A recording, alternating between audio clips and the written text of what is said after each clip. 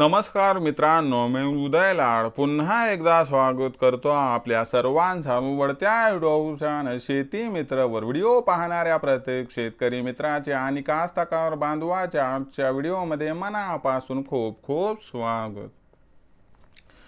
मित्रांनो, thumbnail पाहितलं, title वाचलं हो मित्रांनो, सामान्य कास्तकार बांधवांसाठी सर्वात महत्त्वाचा व्हिडिओ की आता या 3 उपायांमुळे शेवटच्या 30 दिवसात सोयाबीनचं उत्पादन हे एकरी 5 क्विंटल 100% वाढणार। पण असे कोणते ते 3 उपाय आहेत की ज्या 3 उपायांचा वापर केल्याने आता शेवटच्या 30 दिवसात एकरी 5 क्विंटल 100% सोयाबीनचं उत्पादन वाढणार? तर हे 3 उपाय जाणून घेण्यासाठी आणि या 3 उपायांचा वापर करून आपलं सोयाबीनचं उत्पादन हे एकरी 5 क्विंटल शेवटच्या 30 दिवसात वाढवण्यासाठी या ठिकाणी आपण सर्वांनी हा व्हिडिओ सुरुवातीपासून शेवटपर्यंत पाहावा।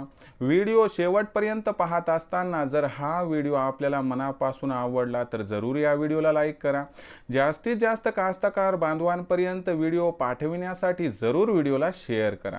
आता शेअर करण्यासाठी आपण काय करा, personal WhatsApp number, WhatsApp group, Telegram group, Facebook, Instagram, Snapchat या सोशल मीडियाच्या साधनांचा वापर करून लिंक शेअर करा। आता सबस्क्राइब आपलं राहिलं असेल तर प्रत्येक कास्तकार बांधवाला आणि शेतकरी मित्राला मी आता हात जोडून विनंती करतो की बघा, शेतकरी मित्रांनो आणि कास्तकार बांधवांनो, आपल्या सर्वांना काय केले, मी आपलं मानले। आता मी जर आपलं मानले तर आपण सुद्धा मला आपलं मानान पटापट सबस्क्राइब करून घ्या। सबस्क्राइब करण्यासाठी या व्हिडिओच्या डाव्या साईडला खालच्या बाजूस येऊन दिसणाऱ्या लाल रंगाच्या सबस्क्राइबच्या किंवा मराठीतील सदस्य व्हायच्या ऑप्शनला टच करा।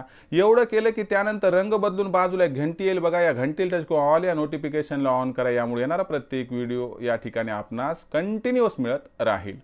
तर बघा मित्रांनो, सामान्य कास्तकार बांधवांसाठी सर्वात महत्त्वाचा व्हिडिओ मी आणलाय की बाबांनो, शेवटच्या 30 दिवसात जर या 3 उपायांचा आपण वापर केला तर या 3 उपायामुळे शेवटच्या 30 दिवसात आपलं जे सोयाबीनचं उत्पादन आहे ते एकरी 5 क्विंटल वाढणार। मग आपल्याला आपलं उत्पादन शेवटच्या 30 दिवसात या ठिकाणी 5 क्विंटलनं वाढवायचंय का? मग जे मी 3 उपाय सांगतो या 3 उपायांचा वापर करा। जे कास्तकार बांधव या 3 उपायांचा वापर करतील 100% त्यांचं उत्पादन शेवटच्या 30 दिवसात एकरी 5 क्विंटल वाढणार आहे। आणि शेवटच्या 30 दिवसात जर उत्पादन एकरी 5 क्विंटल वाढलं तर 100% एकरी 20 क्विंटल या वर्षी उत्पादन घेण्याचा आपला मार्ग होणार मोकळा। मग ज्यांना ज्यांना एकरी 20 क्विंटल उत्पादन घ्यायचे त्यांनी या 3 उपायांचा वापर करून शेवटच्या 30 दिवसात 5 क्विंटल उत्पादन वाढवा, ज्यामुळे एकरी 20 क्विंटल उत्पादन घेण्याचा मार्ग होईल आपला मोकळा। आता हे 3 उपाय कोणते ते समजावून सांगतो। तर बघा मित्रांनो, यापैकी पहिला उपाय, तर पहिल्या उपायामध्ये आपल्याला काय बघायचं मित्रांनो, सिंचन व्यवस्थापन, म्हणजे आपल्या भाषेमध्ये पाण्याचं व्यवस्थापन, इंग्रजीमध्ये वॉटर मॅनेजमेंट। तर या ठिकाणी लक्षात घ्या, आपलं पीक सोयाबीनचं आहे, या पिकाला पाणी शेवटच्या 30 दिवसात अत्यंत गरजेचं असतंय। आणि आपल्या पिकाला पाणी जर व्यवस्थित पोहोचलं तर त्याच्या शेंगा टरारून फुगत्यात आणि त्याच्यामध्ये असणारा सोला सुद्धा मोठा होतो, वजनदार भरतो, पण यासाठी आवश्यक आहे पाणी। आता आपण सर्वस्वी समजा या ठिकाणी ढगांवरती अवलंबून असलो तर ढगांचं काय लहरी पण आहे, गॅरंटी सांगता येत नाही। म्हणून या ठिकाणी शेतकरी मित्रांनो एकच काम करायचं, जर आपल्याकडे विहिरीची सोय, जर आपल्याकडे बोरवेलची सोय, नाहीतर दुसरं कोणतं आपल्याकडे त्या ठिकाणी सिंचनाचं व्यवस्थापन असेल तर एकच काम करायचं मित्रांनो की या ठिकाणी शेवटच्या 30 दिवसात कंटिन्यूअस पाणी आपल्या पिकाला द्यायचं आहे।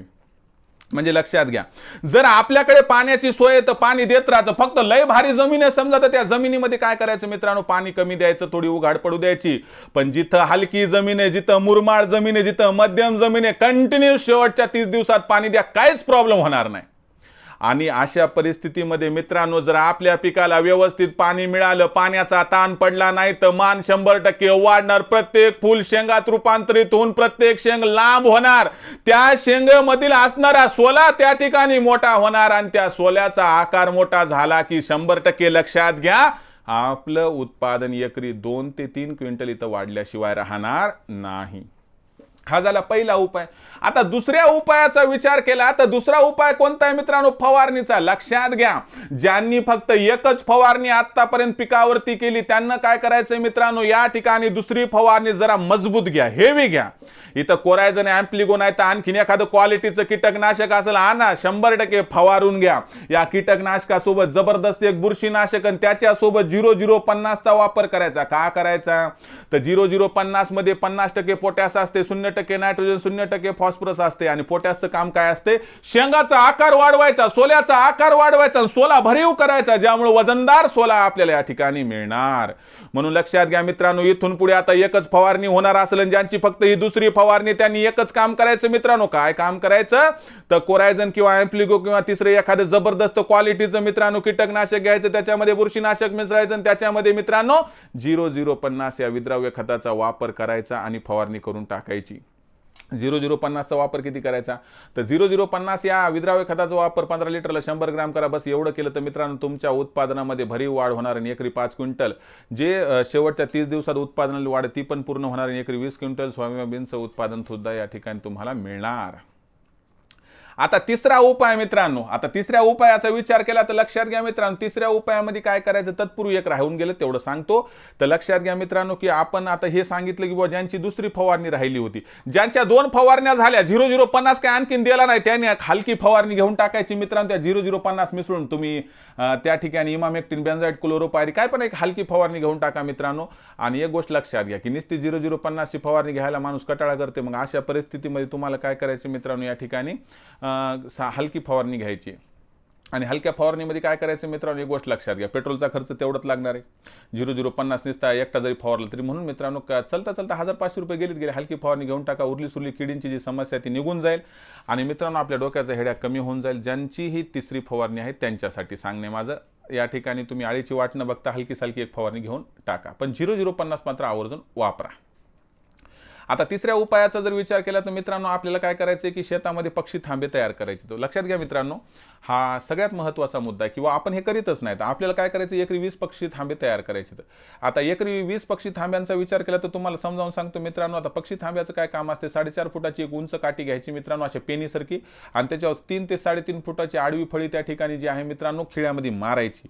आणि ही मारल्यानंतर मित्रांनो टीचा आकार तयार होईल. अशी जवळपास 20 टी एका एकरामध्ये लावून टाकले तर मित्रांनो एका टीवर दिवसभरात कमीत कमी तुम्हाला सांगतो जी पक्ष्यांची रेलचेल जर तुम्ही बघितली तर ह्या 20 गुणिले तुम्हाला सांगतो 100 पक्षी तर दिवसभरात आरामशीर येताल जाताल म्हणजे 20 गुणिले 100 म्हणजे 2000 पक्षी. आता 2000 पक्ष्यांचा विचार केला तर तुम्हाला समजावून सांगतो मित्रांनो, या ठिकाणी एक पक्षी दिवसाला 10 आळ्या 10 कीटक तर 100% खातो. 2000 गुणिले 10 म्हणजे 20,000 महिन्याला 6 लाख. म्हणजे मित्रांनो लक्षात घ्या मित्रांनो, या ठिकाणी किती कीड संपायली. एक तर ह्यावेळेसची कीड संपायली म्हणून यंदाचं उत्पादन वाढणार, पण ही कीड जर आपण नाही संपवली तर ह्यांच्या पुढच्या पिढ्या येणार, ह्या पुढच्या पिढ्या पण डोसक्याला हेडॅक देणार.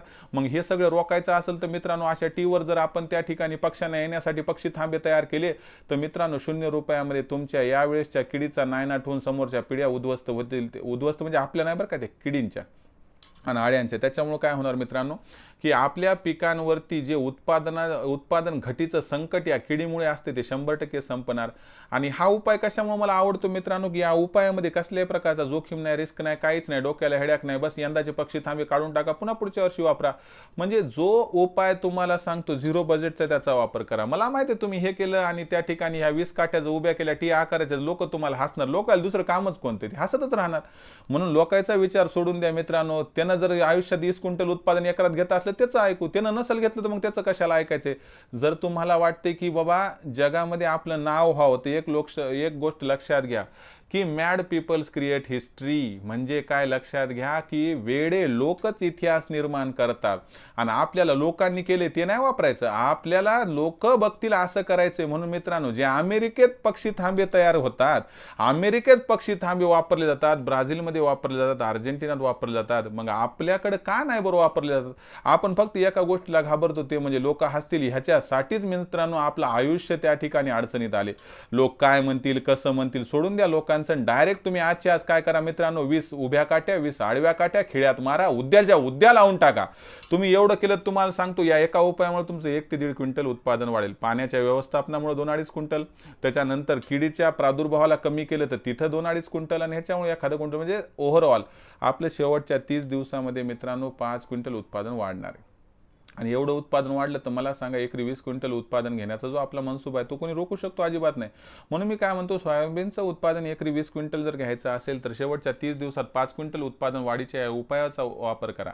याचा वापर केला तर तुम्हाला 100% सांगतो मित्रांनो, एकरी 5 क्विंटल उत्पादन शेवटच्या 30 दिवसात आणि एकरी 20 क्विंटल उत्पादन ओव्हरऑल सोयाबीनच्या पिकातून घेण्यापासून कोणी आपल्याला रोखू शकणार नाही. तर मित्रांनो, ही माहिती, हा उपाय आपल्याला कसा वाटला कमेंट सेक्शनमध्ये लिहून कळवा. मला वाटते मी जी माहिती दिली ती तुम्हाला त्या ठिकाणी पटण्यासारखी आहे, पण याच्यामध्ये काही मला वाटते अवघड पण नाही, सोप्या गोष्टी करून बघा. या 3 उपायामुळे 100% शेवटच्या 30 दिवसात एकरी 5 क्विंटल सोयाबीनचं उत्पादन आणि ओव्हरऑल 20 क्विंटल उत्पादन होण्यापासून कोणी वंचित आपल्या करू शकणार नाही.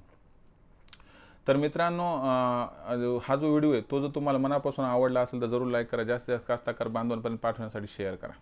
आणि त्याचबरोबर मित्रांनो, शेअर करण्यासाठी personal WhatsApp number, WhatsApp group, Telegram group, Facebook, Instagram, Snapchat या सोशल मीडिया साधनांचा वापर करून जरा लिंकला शेअर करा.